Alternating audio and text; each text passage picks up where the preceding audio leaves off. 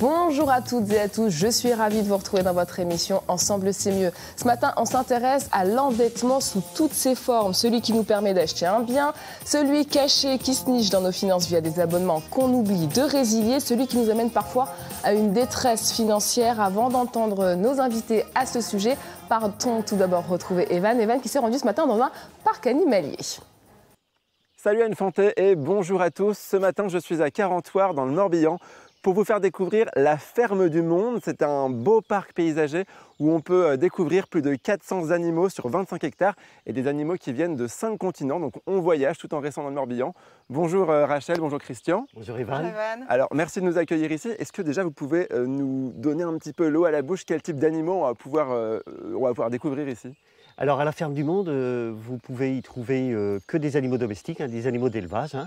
On y trouve des différentes races bovines, des races ovines, des races caprines, mais également des camélidés, camélidés, chameaux, dromadaires. Très bien. Vous avez également des lamas, des alpagas.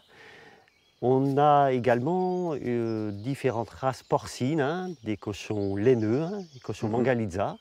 On peut y trouver aussi des cochons chinois, mais aussi les petits cochons vietnamiens. Alors on va essayer de vous faire découvrir toute cette petite population, mais avant, Rachel, expliquez-nous le concept de la Ferme du Monde. Ça va bien au-delà du parc animalier.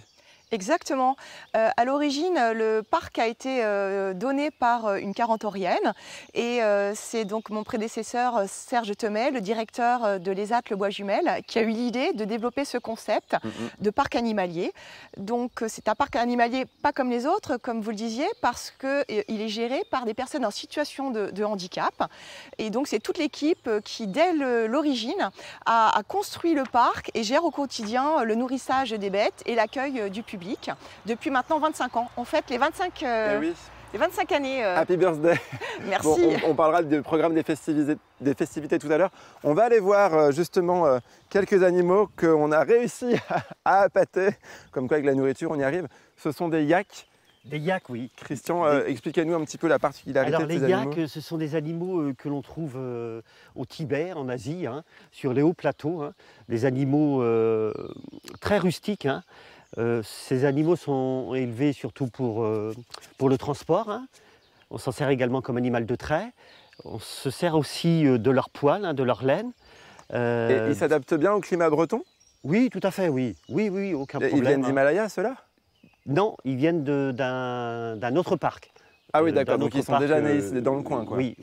Bon, et alors Rachel, la Ferme du Monde, évidemment c'est le paradis des enfants, mais aussi des plus grands. Vous avez mis tout un tas d'animations pour capter le plus large des publics, notamment une sorte de chasse au trésor. Exactement, c'est l'Odyssée de Minos. On voit déjà là le panneau qui nous permet de découvrir une énigme.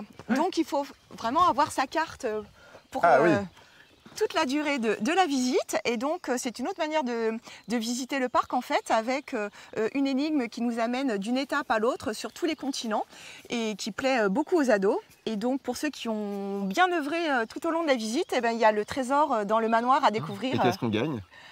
C'est une surprise, on verra ça tout à l'heure. Savoir. Bon alors là on est à l'Asie, alors direction maintenant l'Afrique, ce sera notre prochaine étape. Ah non, avant on va passer par la petite ferme pédagogique. La ferme des enfants.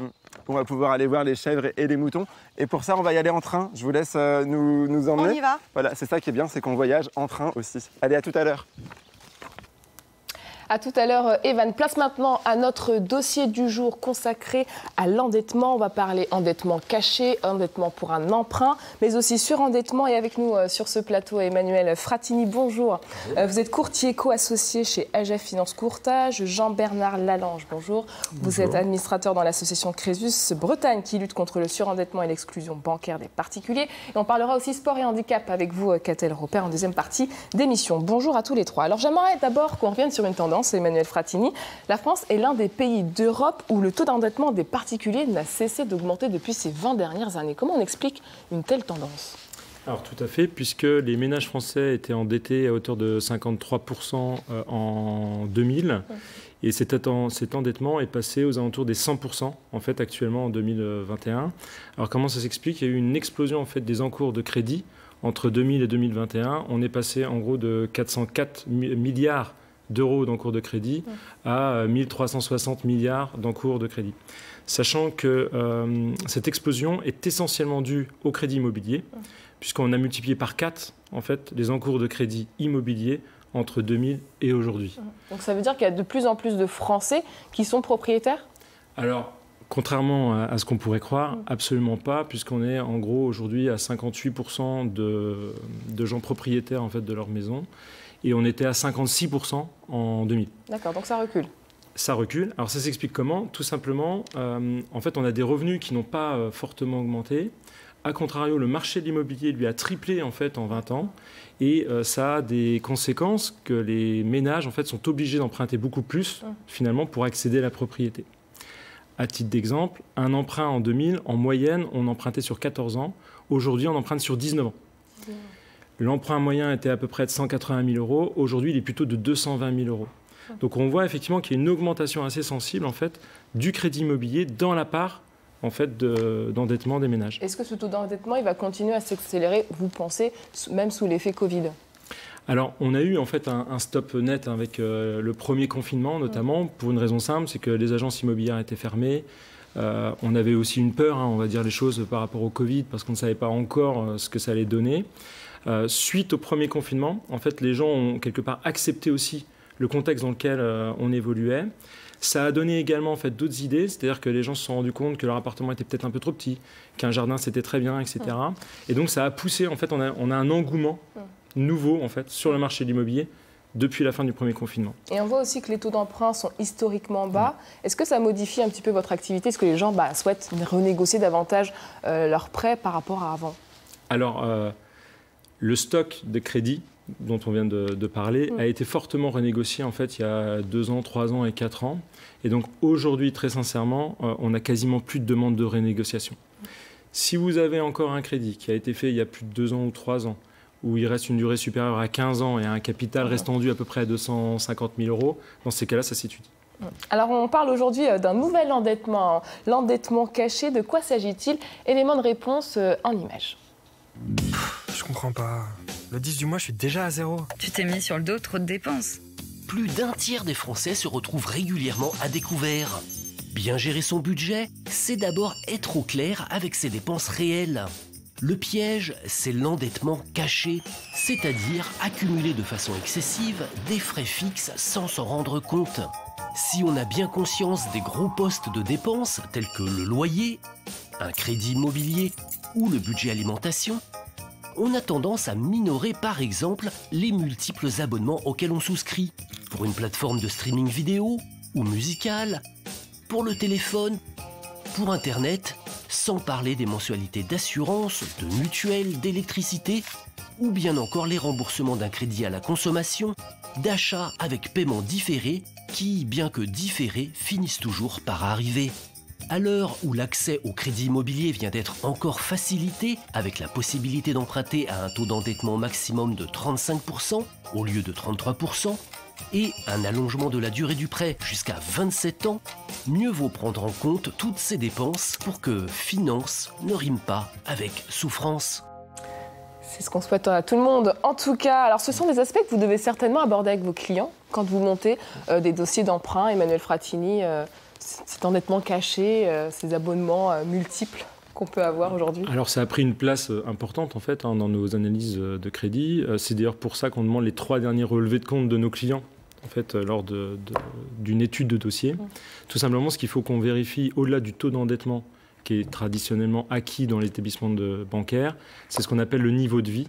C'est-à-dire qu'il faut qu'on soit certain que le nouveau loyer dans le cadre du crédit immobilier va pouvoir être remboursé avec le niveau de vie des personnes. Ce que cache en fait finalement l'endettement caché, c'est qu'établir un budget, ça s'apprend finalement. Alors oui, ça s'apprend. Alors c'est vrai qu'on est aujourd'hui dans une société entre guillemets d'usage, de consommation, mais surtout d'usage. Donc on va être encore plus enclin à louer son vélo électrique, à avoir recours à la location pour tout un tas de choses. On ne veut plus être propriétaire finalement quelque part. Et comme vous le disiez dans votre reportage, on a une multitude d'abonnements qu'on n'avait pas avant. Il y a encore 5-6 ans, on avait en moyenne à peu près 3 abonnements par tête. Aujourd'hui, on est rendu à plus de 6. Et dans 16% des cas, on est même rendu à plus de 11 abonnements mensuels. Jean-Bernard Lallange, en tant qu'ancien banquier, est-ce que vous trouvez qu'on est suffisamment éduqué à la gestion financière? Est-ce qu'on arrive à créer un budget du quotidien, disons? Non, en fait, c'est une notion qui est perdue de vue, si tant est qu'elle n'ait jamais été insérée dans l'esprit des Français. Alors, il y a des gens qui sont naturellement économes, mais je pense que l'éducation, c'est quelque chose qui est fondamental. Je pense que c'est des valeurs, entre guillemets, qui peuvent se transmettre. Aujourd'hui, peu d'institutions, je pense, ni l'école, ni dans le monde du travail, on insuffle ces notions, et ni dans la famille, souvent. Et donc, on voit des personnes qui vivent, je dirais, un peu comme des cigales, qui vivent au jour le jour. Bon, bah, ça va.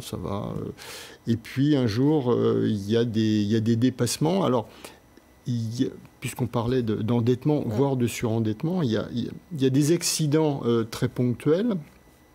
Et puis, il y a des situations beaucoup plus lourdes, beaucoup plus graves, dont on pourra reparler. La transition est parfaite. On va parler surendettement, parce que c'est important pour nous d'en parler dans cette émission. Alors, un chiffre, selon la Banque de France, de 2015 à 2019, le nombre de ménages en situation de surendettement a baissé de 38%. Alors, difficile de le mesurer en 2020, compte tenu du contexte sanitaire. Est-ce que, Jean-Pierre Lallange, avec la crise sanitaire, davantage de personnes vous ont sollicité chez Crésus ? Non. Alors en fait, on a une situation extrêmement paradoxale. En l'espace de 10 ans, le nombre de dossiers de surendettement gérés par la Banque de France a été plus que divisé par 2. En 2020, qui est une année, même on va prendre 2019, qui est encore une année entre guillemets normale. J'ai repris les chiffres. En 2019, on avait 141 000 dossiers présentés à la Banque de France, 108 000 en 2020. Mais on a eu des pointes à 240 000 dans les années 2013-2014. Donc on pourrait dire le surendettement est jugulé, c'est quelque chose qui va s'éteindre naturellement.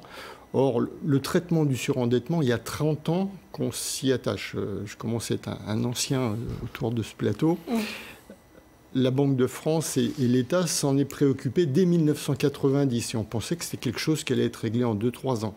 On est 30 ans après. Et alors est-ce que du coup, finalement, la nature du surendettement, elle a évolué quand même en 30 ans? Bien sûr. Qu'est-ce qui a changé? On est passé d'un surendettement actif, avec des personnes qui recouraient d'une façon excessive au crédit, notamment crédit à la consommation et ce qu'on appelle le revolving, qui est qui était une vraie calamité, qu'il reste pour ceux qui y souscrivent, qui le consomment excessivement, à un endettement qui a été mieux maîtrisé en matière de crédit à la consommation, avec un endettement, on l'évoquait, un endettement immobilier, donc on investit dans des actifs durables et on se loge, donc c'est vraiment une nécessité. Et on voit aujourd'hui un endettement, un surendettement qui résulte plus des accidents de la vie. Donc on a emprunté dans des conditions qui étaient normales, qui étaient saines, et un paramètre qu'on n'avait pas totalement maîtrisé. Ça va être le chômage, ça va être la maladie, ça peut être la séparation, les divorces. Il y a un coup de canif dans le contrat, et ce qui était prévu, ce qui devait normalement se rembourser correctement, tout d'un coup ne peut plus se faire. Finalement, ce n'est pas forcément des gens qui abusent du crédit comme on l'imagine dans l'imaginaire collectif. Alors, si ça existe encore, j'irais presque dire que c'est d'une façon marginale. Aujourd'hui, il y a les accidents de la vie, et puis il y a une fraction de surendettement qui résulte de personnes qui sont, je dirais, des travailleurs pauvres. On a une fraction de la population qui n'a plus de revenus pour couvrir les charges incompressibles de la vie courante.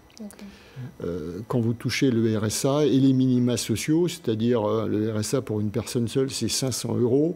Même si vous avez 200-300 € de revenus annexes, d'APL, de prestations sociales, on ne couvre pas le minimum vital. Et là, on devient en surendettement, même si on n'a pas le moindre crédit. Et comment vous accompagnez ces personnes qui sont surendettées concrètement? Souvent, elles arrivent, il est déjà trop tard, j'imagine.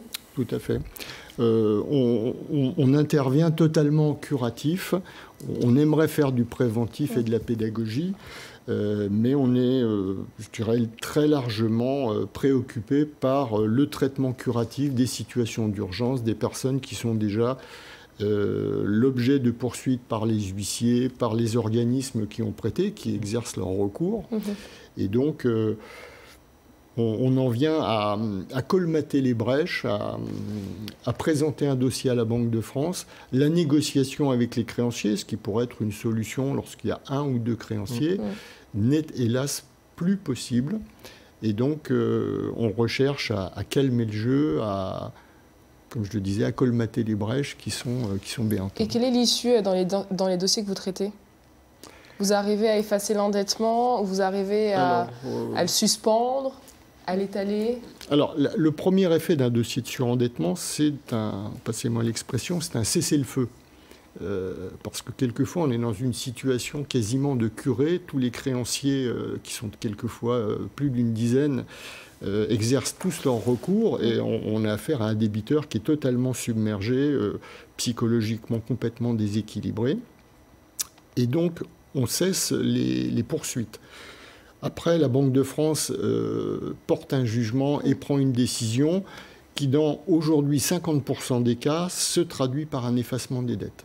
C'est un chiffre tout à fait colossal et on arrive à plusieurs milliards d'euros de crédits qui sont effacés, de crédits ou de dettes de toute nature. Et puis il y a 2 autres décisions qui sont prises. C'est un plan de remboursement qui soit adapté aux ressources du ménage, voire des situations transitoires qu'on appelle le moratoire, qui consiste à donner 2 ans de délai pour que les choses retrouvent de la sérénité, les personnes retrouvent un emploi, puissent vendre leur maison calmement, que le ménage qui s'est rompu puisse retrouver de part et d'autre une certaine sérénité. Alors là, vous parlez des situations d'urgence. L'un des objectifs pour Crésus, ça reste aussi quand même la prévention. Est-ce que vous avez des petits conseils à nous donner pour limiter le risque de surendettement? Il y a des conseils qui touchent le ménage lui-même, c'est-à-dire, effectivement, vous l'évoquiez, avoir une meilleure conscience de toutes ces dépenses qui pourraient être quelquefois nécessaires. Je prends un abonnement téléphonique, personne ne peut s'en dispenser. Pour autant, on voit des personnes qui ont 2-3 abonnements avec des annexes qui font qu'on a des sommes qui excèdent 100-150 € par mois. Faire le point donc sur nos abonnements régulièrement, c'est important. Les Canal+, les Canal, toutes les chaînes câblées. Et Fairbox pour ne pas faire de concurrence. Donc, tout ça, quand on fait l'analyse, sur un budget qui peut représenter 3-4 000 €, ça va être marginal.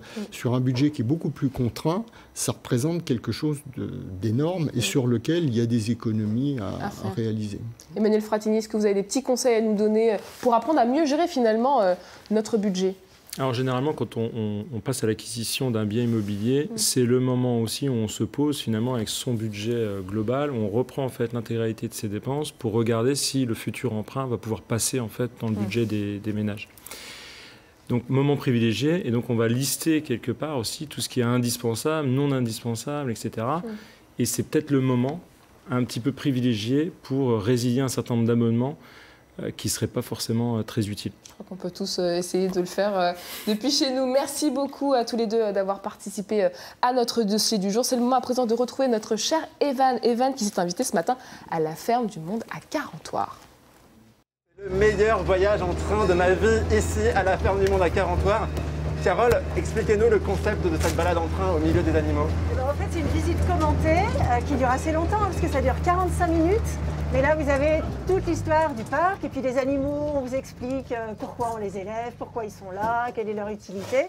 Donc c'est top. Et, on adore. Et en plus, on les voit hyper bien, les animaux. On les voit de près. Mais il y a un autre moyen de les voir hyper bien, c'est d'aller dans la ferme pédagogique. Alors allez-y. On se retrouve tout à l'heure, Carole. On va retrouver Christian. Rebonjour Christian. Je peux enlever mon masque, on est dehors et on respecte les distances. Avant d'aller voir un peu plus près les animaux, comment ça s'est passé le confinement pour vous, justement, travailler avec le vivant, c'est pas simple? Alors, les ouvriers ont été très présents, hein, malgré une réduction des effectifs. Mais ils demandaient vraiment à venir travailler. Hein. Il y avait vraiment le besoin de venir travailler, d'être en contact avec les animaux. Je rappelle, les ouvriers dont vous parlez, ce sont des personnes en situation de handicap qui font partie d'un ESAT. Et c'est vrai que c'est d'autant plus nécessaire pour eux, j'imagine, d'avoir ce contact. Oui, tout à fait. Ouais. Il y avait vraiment un besoin énorme de venir au travail. Pour les visiteurs aussi, il y a un sacré besoin d'être au contact des animaux.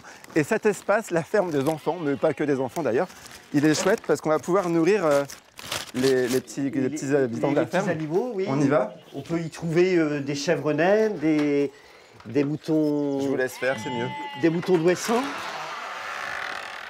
Et je sens qu'ils ont tous l'air... Ouh, qu'est-ce que c'est? Alors, des chèvres naines, des moutons d'Ouessant. Particulièrement, oui, des chèvres naines et des moutons d'Ouessant. Hop. Et l'avant, on va rentrer un petit peu, pour qu'il y en ait pour tout le monde. Tout le monde peut venir ici, du coup. Tout à fait, c'est un espace contact. Oula, tiens. Pour les enfants, pour les adultes. C'est un endroit très prisé pour les visiteurs. C'est très, très contact. Et le popcorn, ça évite de les nourrir, du coup, les animaux? Non, c'est un surplus, on va dire que c'est un surplus par rapport à leur alimentation. Bah, je vais vous laisser continuer, Christian. Oui, je vais retourner voir fait. Carole parce que je vais donner rendez-vous, ce serait dommage de lui poser un lapin. Carole, oh bah c'est bien, vous avez fait le chemin avec nous. Je vois que vous êtes déjà bien dans la ferme. J'adore, c'était chouette. On va sortir parce que vous allez nous montrer différentes animations qui font qu'ici on peut passer la journée. La journée complète et c'est ça qui est formidable ici. Alors, expliquez-nous, allez-y. Hop, je vous précède. C'est bien, on est au cœur de l'action. Merci. Alors ici, on peut manger, on peut faire le tour en train. On peut venir avec son pique-nique, on peut oublier son pique-nique parce qu'il y a un snack, donc il n'y a pas de problème là-dessus. Et on passe la journée complète, visite en train, donc qui dure 45 minutes, ce que je disais tout à l'heure, pédale carte, aire de jeu, donc là c'est le bonheur des enfants. Il y a un village des insectes aussi où on peut découvrir aussi des animaux tout petits, tout mignons. Et puis une volière qui est magnifique. Donc vraiment de quoi passer une journée fabuleuse. Et puis tout le monde est content, quoi, hein, que ce soit petit et grand. Qu'est-ce qui vous plaît le plus à vous dans votre métier ici ?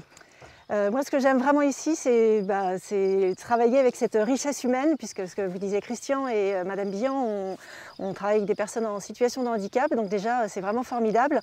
Et le retour des clients, ce contact avec eux, parce qu'on travaille toute l'année pour eux, pour la saison. Et moi, je suis hyper contente de me lever le matin. Ça se sent, on sent que tout le monde est dans le même cas que vous. Je vous propose de se retrouver dans quelques minutes pour partir en Afrique. Et oui, on est comme ça, on arrive à aller en Afrique en 5 minutes. Et en plus, on va y aller en pédalant. Vous allez voir, à tout à l'heure. À tout à l'heure, Evan. Ouvrons à présent notre page emploi. Ce matin, on vous emmène suivre le quotidien d'une conseillère en parfumerie. Voici le portrait de Laurence.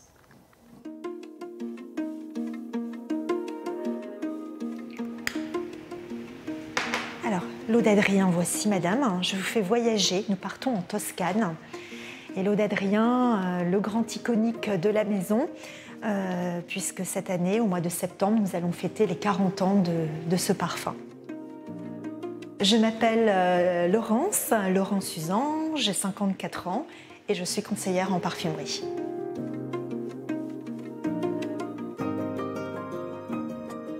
Il y a une chose qui est très importante dans la journée, c'est le contact avec les clients. Moi, je sais que je ne pourrais pas me passer de ce contact. Il est important de créer un lien avec la cliente. Je pense que la cliente, il ne faut pas qu'elle reste anonyme. Il faut vraiment qu'on fasse un peu du sur-mesure pour elle. Et ça, c'est quelque chose qui est très apprécié.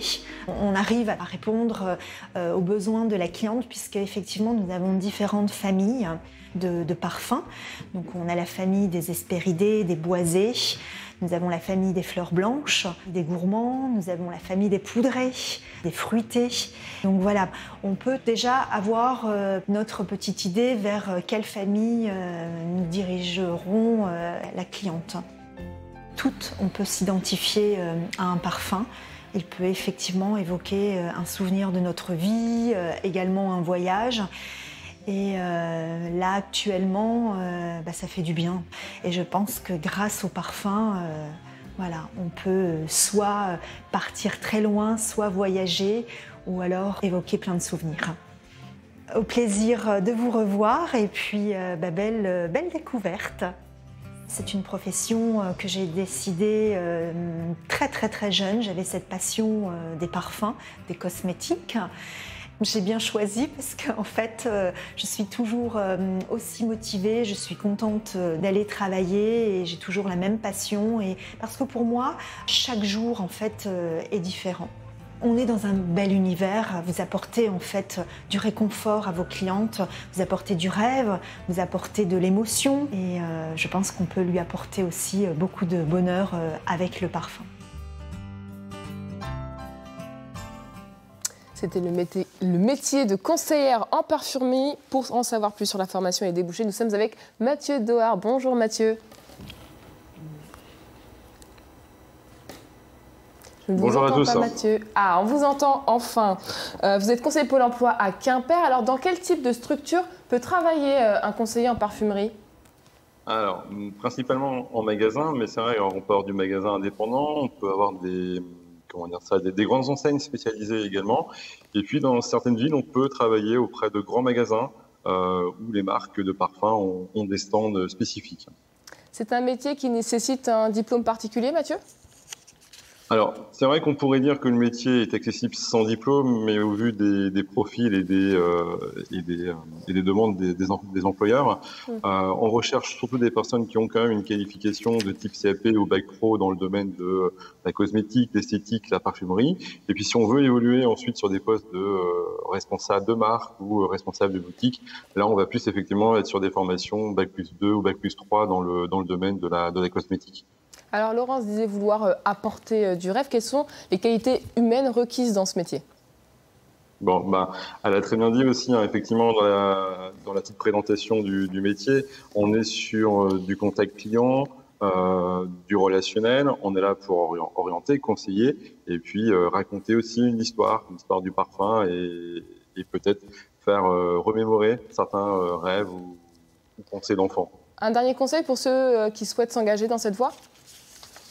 Oui, alors le conseil, c'est effectivement, alors pour ceux qui veulent s'orienter sur ce domaine-là, il y a le site de la bonne formation pour retrouver les formations, et puis autrement, consulter les offres directement sur le site de Pôle emploi.fr ou candidater spontanément auprès des magasins et parfumeries.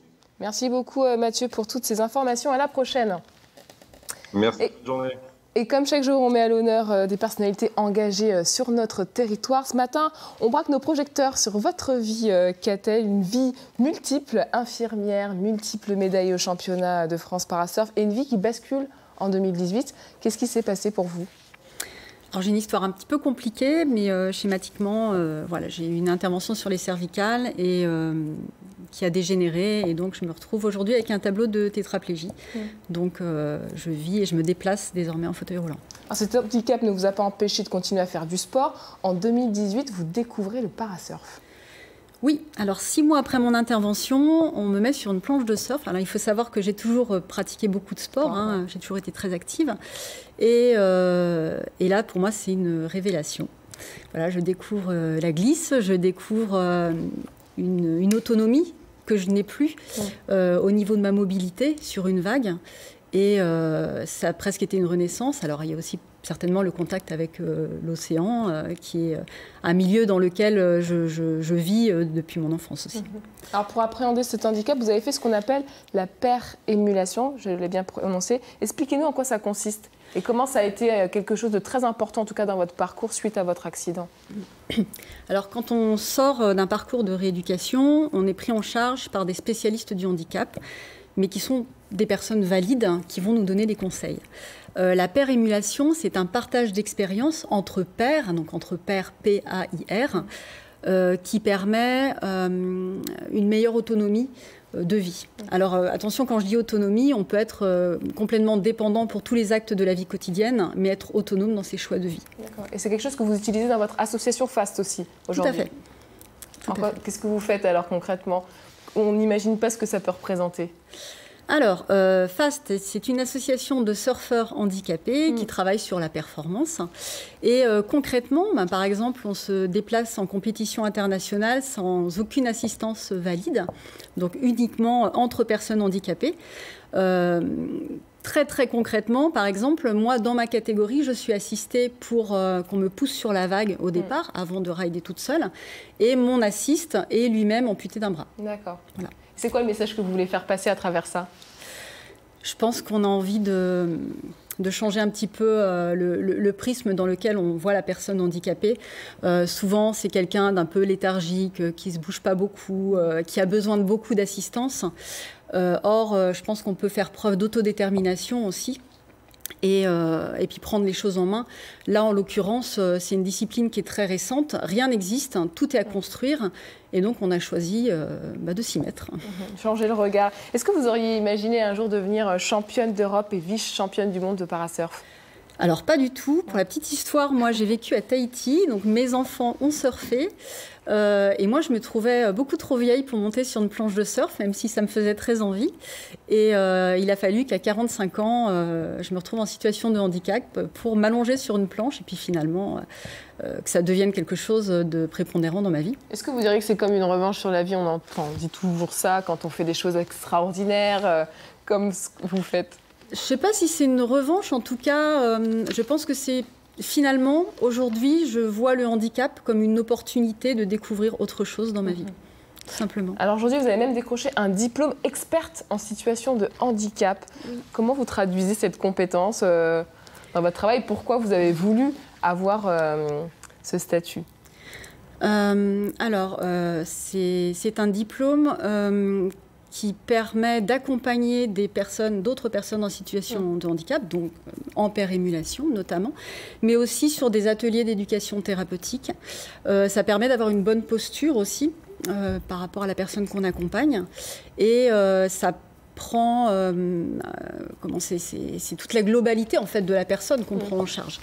Et il en manque en fait des personnes comme ça? Vous trouvez que ce soit dans le monde du travail, dans le monde de l'école, enfin à tous les étages, pardon. Disons qu'il n'y a pas de reconnaissance. Donc ça existe. La pérémulation dans le handicap moteur a débuté en 1973 aux États-Unis. Les anglo-saxons sont beaucoup plus en avance que nous sur ce sujet. Donc ça existe en France, mais c'est pas reconnu. Jusqu'à présent, il n'y avait pas de diplôme. Donc là, on en est à la 3e promo en France sur ce type de diplôme et on espère être intégré, par exemple, dans des centres de rééducation fonctionnelle ou des associations. Il y a encore beaucoup de chemin à faire. Merci beaucoup, Catel Repère, pour votre témoignage. Et vous qui nous regardez, vous pouvez aussi vous engager dans la réinsertion des personnes handicapées par le sport. Voyez notre idée du jour.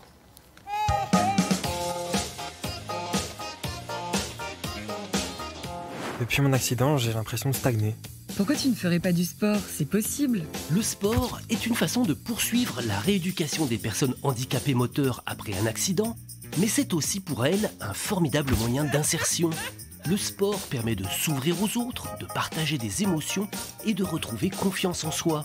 Des associations organisent des activités sportives entre personnes handicapées moteurs, mais aussi avec des personnes valides afin de favoriser la mixité et sensibiliser l'ensemble de la population à la question du handicap.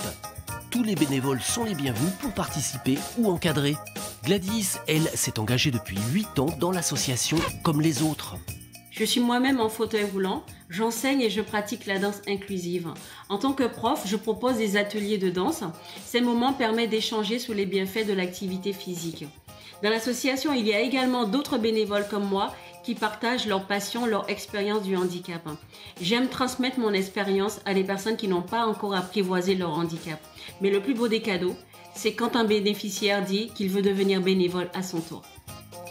Que vous soyez en situation de handicap moteur ou valide, retrouvez-vous pour faire du sport. Allez, avant de se quitter, on part faire un dernier saut du côté de Carentoire où nous attend Evan.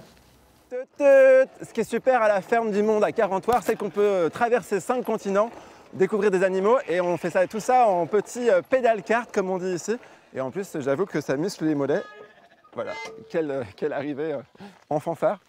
Christian, oui, on vous retrouve. Expliquez-nous un petit peu, c'est des chameaux, c'est des dromadaires déjà? Alors ce sont des dromadaires hein, qui font partie de la famille des camélidés. Hein.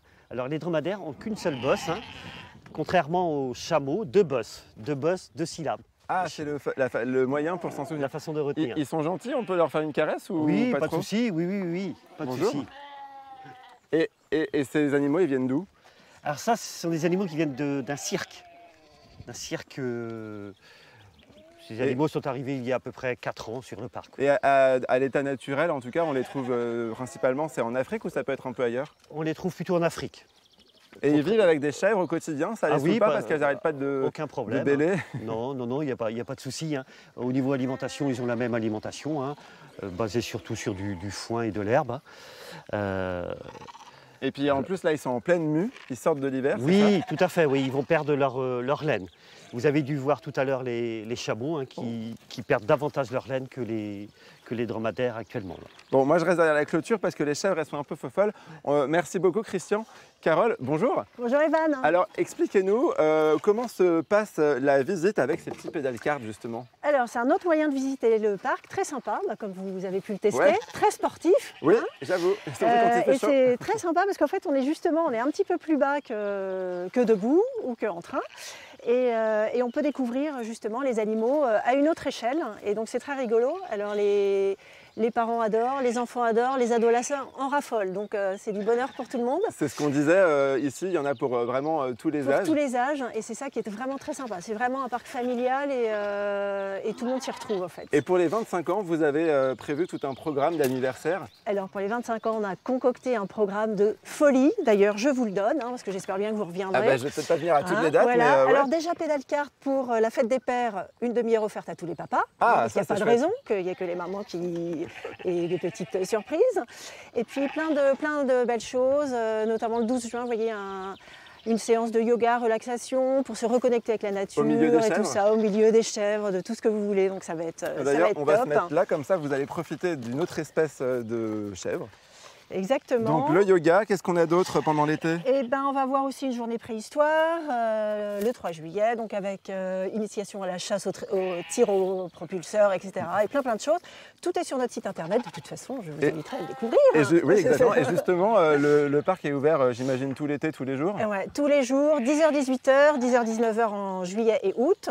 Et puis, donc, tout ce qui est information pratique, je vous invite vraiment à aller sur notre site internet parce que c'est très dense, il y a beaucoup de choses, il y a toutes nos actualités, etc. Donc voilà, mais tous les jours, 10h-18h, on est là. Bon bah voilà, le message est passé. Je vous invite vraiment à venir découvrir la ferme du Monde à Carentoire parce que c'est vraiment chouette. Toute l'équipe est hyper sympa et les animaux sont aussi hyper sympas. Donc on vous y attend pendant l'été. Allez, à très vite pour une nouvelle découverte. Bonne journée à tous. Merci Evan, merci à tous nos invités d'avoir participé à notre émission du jour. À suivre dans quelques instants votre journal régional. Je vous souhaite une très belle journée sur France 3 Bretagne. À demain. Merci beaucoup. Bon, bah alors, comment ça